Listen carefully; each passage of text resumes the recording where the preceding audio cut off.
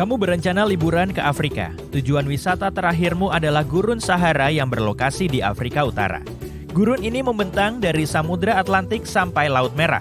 Kamu nggak sabar mau naik unta dan belajar tentang budaya mereka yang kaya. Kamu naik pesawat dan akhirnya sampai setelah penerbangan yang panjang. Inilah gurun panas terbesar di dunia. Percaya nggak kalau Gurun Sahara luasnya 9,2 juta kilometer persegi? Kamu siap untuk bertualang setelah minum berliter-liter air es? Pemandu wisata ngasih kamu pilihan, menghabiskan 2 minggu untuk mengunjungi berbagai oasis atau bantuin mereka untuk memecahkan misteri di sana. Di gurun itu, dekat kota di Aljazair, terdapat sebuah misteri yang belum terpecahkan. Sekumpulan lingkaran besar terbentuk di pasir. Jumlahnya ada belasan dan membentang puluhan kilometer dalam garis lurus. Lingkaran itu pertama kali terlihat lewat foto Google Earth beberapa tahun lalu. Orang-orang memperdebatkannya bertahun-tahun, tapi belum ada yang nemu jawabannya. Anehnya, jarak lingkaran itu jauh dari kota, jalan, atau aktivitas mereka. Cara tercepat untuk nemu asal-usul lingkaran itu adalah bertanya. Kamu ngambil buku catatan kamu dan ngobrol sama warga lokal. Semua orang membantu dalam hal ini. Ahli geografi, antropolog, orang tua, dan ahli sejarah. Orang pertama yang kamu tanya adalah ahli peta. Kamu harus mencari tahu apakah lingkaran itu asli atau kesalahan satelit. Kamu akhirnya mewawancarai orang yang ngambil foto satelit Google Earth itu. Lingkarannya beneran ada. Lingkaran itu muncul dalam banyak foto selama bertahun-tahun. Lalu, bagaimana lingkaran itu bisa muncul di sana? Setelah 2 hari wawancara, kamu dapat petunjuk pertama. Lingkaran itu mungkin merupakan jejak aktivitas minyak. Para ahli menjelaskan alasan teori ini masuk akal. Aljazair adalah wilayah yang kaya akan sumber daya alam, jadi ini tebakan masuk akal. Biasanya, buat nyari tahu apa ada yang bisa ditambang, perusahaan akan melakukan survei seismik. Survei ini adalah cara menganalisis permukaan bumi dengan mengirimkan gelombang kejut ke dalam tanah. Kamu tahu apa yang bisa ditambang di sana dari pantulan gelombang ini? Kendaraan khusus mungkin menandai pasirnya seperti itu. Jadi misterinya terpecahkan? Enggak juga. Karena Gurun Sahara adalah salah satu wilayah paling kering di bumi. Rata-rata suhu tinggi pada musim panas di sana melebihi 40 derajat Celcius.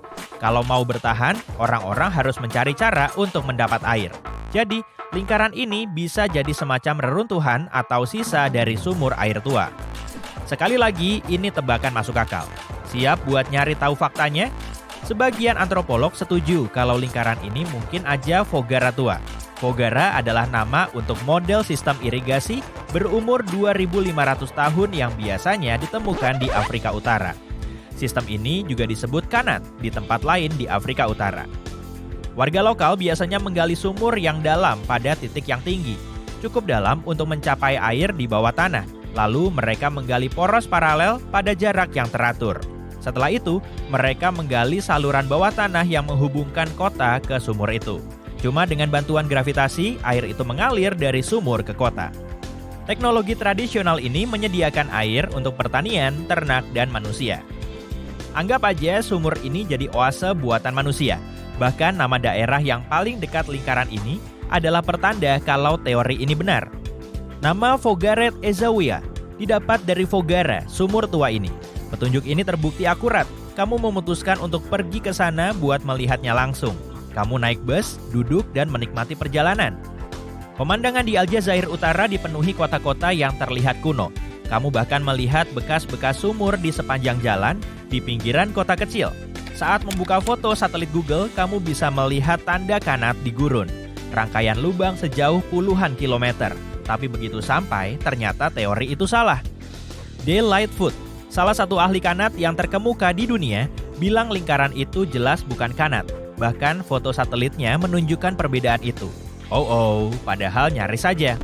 Rupanya, kanat atau Foggara nggak akan mengalir dalam garis lurus. Bentuknya nggak akan kayak lingkaran. Satu lagi petunjuk yang membantah teori itu adalah nggak ada kota di ujungnya. Kanat dibangun untuk memberikan air ke pemukiman. Tapi lingkaran itu jauh banget dari aktivitas manusia. Tapi itu usaha bagus. Kamu hampir menyerah saat kamu memutuskan untuk mencobanya sekali lagi. Persiapannya berhari-hari. Mobil pickup, makanan, peralatan.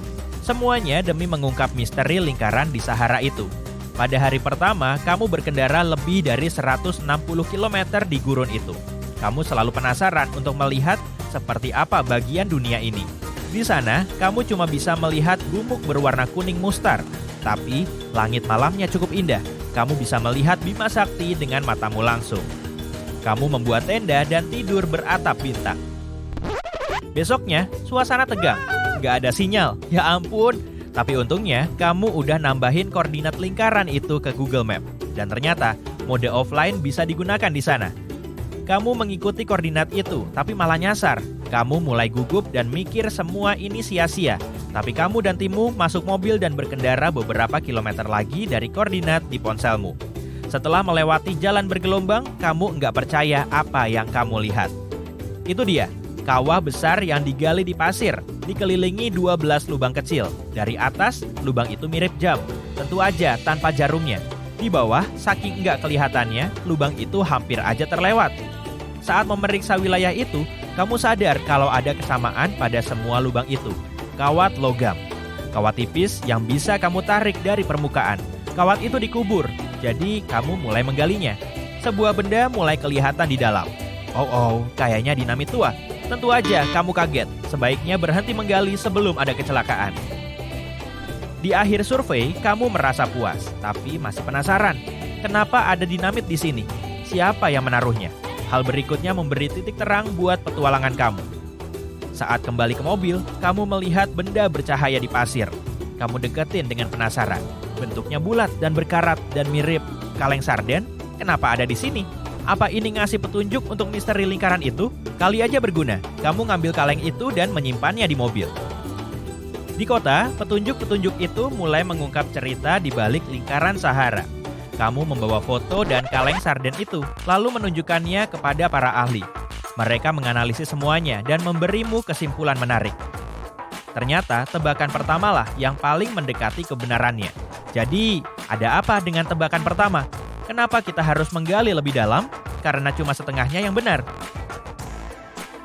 Lingkaran Sahara bukanlah jejak sejarah survei seismik. Teknologi ini belum ada saat lingkaran itu dibuat, tapi mereka yakin lingkaran itu ada hubungannya dengan pencarian minyak. Lubang berisi dinamit itu adalah cara lama untuk mencari minyak. Lingkaran itu peninggalan penyurvei yang nyari sumber daya alam di dalam tanah. Lalu, kaleng sardennya?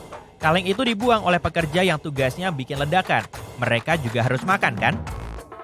Dari model kalengnya, survei itu terjadi kira-kira tahun 1950-an dan 1960-an.